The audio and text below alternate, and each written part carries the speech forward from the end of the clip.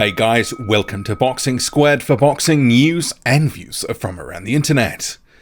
The heavyweight contender Dillian Whyte has given his top 10 heavyweights in the world, so I want to go through the list, a few thoughts of my own, and just noting a couple of the things that Dillian Whyte is saying, and he has himself above Tyson Fury in his own rankings.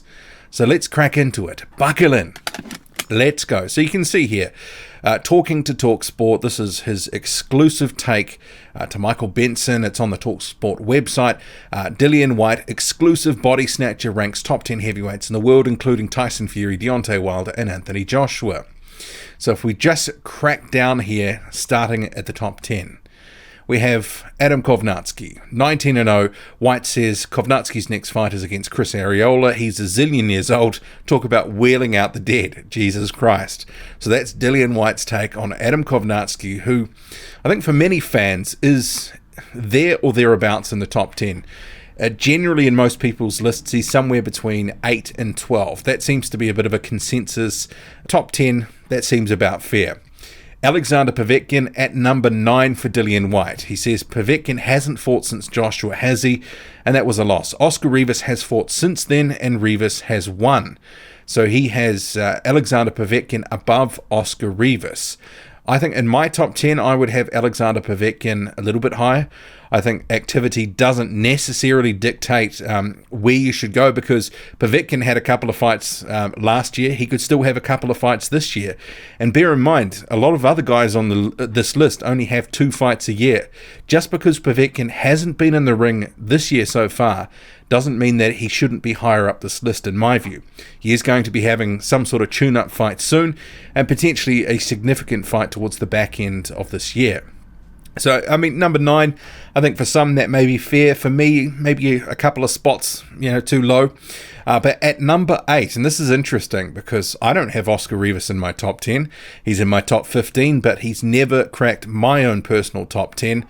There's a guy who's mentioned in the dishonorable mention section of Whyte's top 10 who I would have in here in lieu of Revis, but he has him at number 8, saying Revis should be at 8. He's a strong guy, undefeated, a come-forward fighter, pressure fighter. He seems to be a danger man. Nobody wants to fight him.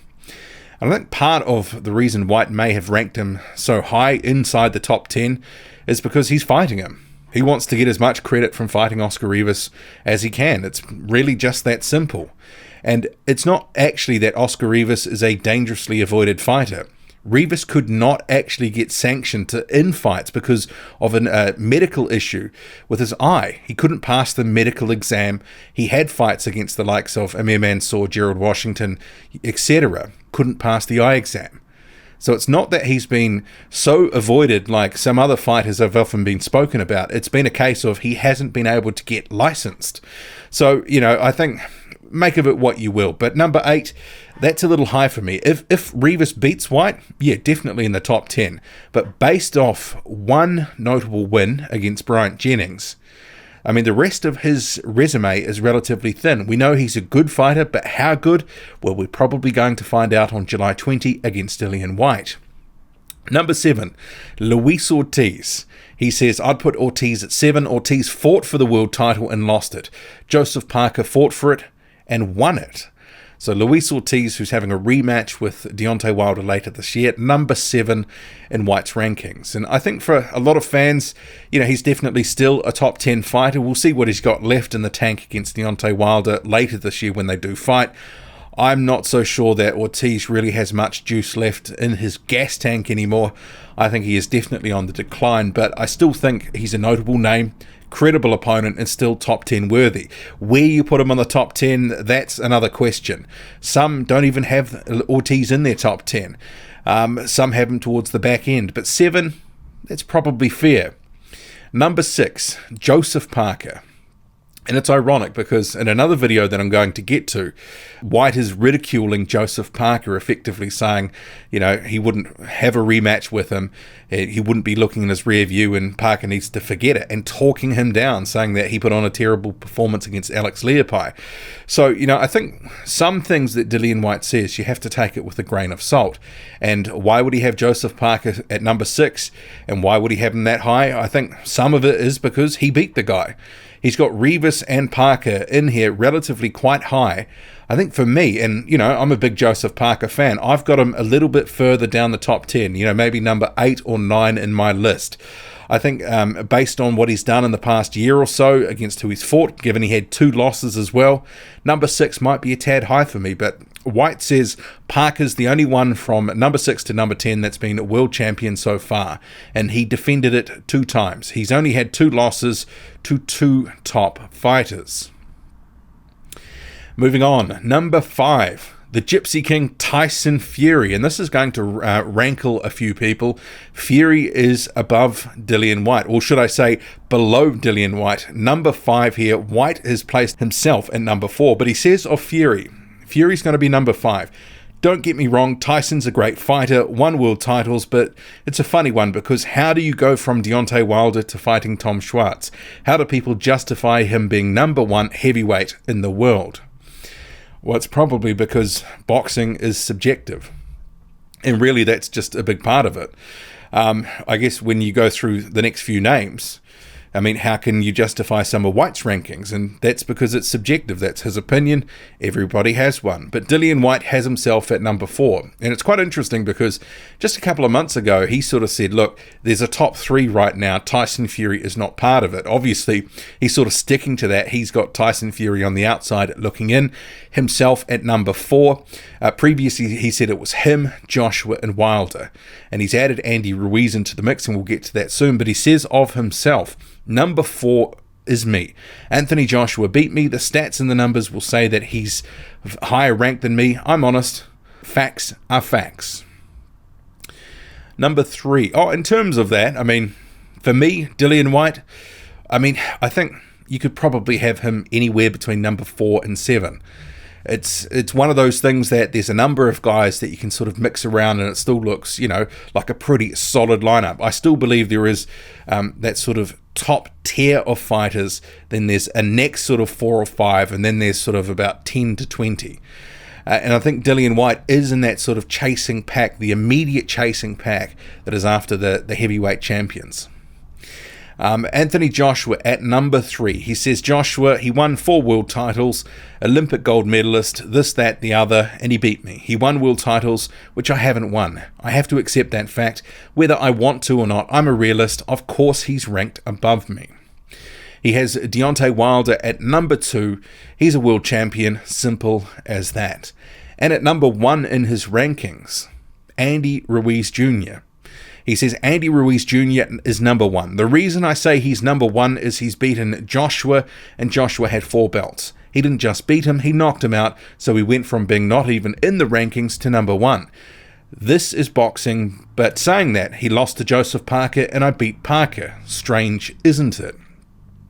And this is the whole subjective element of boxing, because in the immediate wake of Joshua losing, there was some fans that were petitioning for Andy Ruiz Jr. in the sort of public discourse, the conversation about who was the number 1, said that they thought Ruiz Jr. deserved that top spot. But there was a bigger portion of the sort of boxing fandom that was sort of, debating about whether it was really down to Deontay Wilder or Tyson Fury. So I think Whyte, in terms of what fans have been sort of wading in on, because I did a video on this exact topic, who is the number 1, I think he is in the minority that has Andy Ruiz Jr. at top spot. But, everyone's got an opinion. So the sort of top 3, 4, 5 guys, we're always going to debate about who is better, who should be ranked where. At the moment, I think we've seen that the heavyweight division is a bit thin. It's not as, the gap between some of these fighters is not as big as sometimes we often make it out to be in our own minds. Someone can upset the apple cart. One punch can change a fight. Andy Ruiz Jr. proved that again. The heavyweight division is never as closed or as locked up as you think. Who knows? Tyson Fury and Deontay Wilder could, like Joshua, slip up against someone they are expected to beat. And dishonorable mentions. So Dillian Whyte has mentioned Alexander Usyk here, and he's had a bit of a beef with Usyk, and described him last year as being a guy that he would beat very handily, sort of said he was nothing and, not worth his time, not an opponent he was interested in fighting. hadn't done anything in heavyweight, etc., etc. Basically, he's talked him down to the nth degree. And now Alexander Usyk has swooped in, courtesy of his WBO Cruiserweight Super Champion status, taken the WBO. And not only that, Dillian Whyte, who was at number 1, had dropped down to number 3 in those rankings. Usyk takes top spot and the mandatory. So he says Usyk shouldn't even be anywhere near the top 10 heavyweights because he ain't had no fight yet. We don't know. He was meant to fight Carlos Takam, and I think he bottled it. I think he pulled out of the fight because he just wasn't ready for heavyweight. Well, it's hard to know if there's anything in that, but Alexander Usyk, for me, he is going to be, as immediately as he steps up to heavyweight, has that first fight, I think we're going to see his class shine through. And for me, I regard him as a guy who is a top 10 fighter at heavyweight right now. Not everyone agrees with that, and I know in some recent Dillian Whyte videos that I've done, there's been a real vein from a small section of fans who are obviously very pro-Whyte, who are very anti-Usyk. So, over to you what you make of it. But I think this guy is going to make the division interesting, and he's going to be in some very good fights. He already has a title shot lined up, and if he is a pretender, well, we're going to find out pretty quickly. And Kubrat Pulev, he is also a dishonorable mention for Dillian Whyte. And this is a guy I would actually have in my top 10 as opposed to Oscar Revis. But he says Pulev is just terrible, man. He looked terrible against Hughie Fury. Fury shouldn't have even been in the top 15 anyway. I actually thought Kubrat Pulev looked surprisingly good in that fight against Hughie Fury. Very measured performance. He won it, it was a pretty healthy points decision. I thought it was actually a very good performance by Pulev, and much better than I thought it would be given the inactivity Pulev had. It was about 18 months out of the ring, but he looked really good in that one, for me. I don't know about you, but what do you make of Dillian Whyte's top 10? Who's in your top 10? Who on this list shouldn't be there, or who on this list should be either higher up or lower down? I kind of have 9 out of the top 10 would make my top 10. I think I don't have so much of an issue with the list in general. Maybe some of the ordering would be different for me, but how about you? Drop a comment, loud and often. Hit like, hit subscribe, follow me on Twitter, boxing_squared. I'm out.